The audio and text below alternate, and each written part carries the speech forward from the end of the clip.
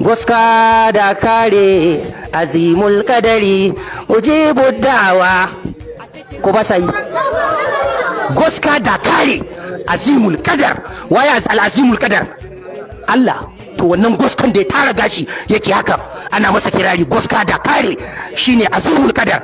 Wa kenan shine Allah, kuma shine mai ansa addu'a. Ujibu da'watad da'i iza da'ani, to shine mai ansa addu'a. Sun ba mu goska matsayin wa kenan, a rubuce yake a littafin su. Mawakan ba wai da ka suka yi ba, a jawahirul ma'ani suka samu.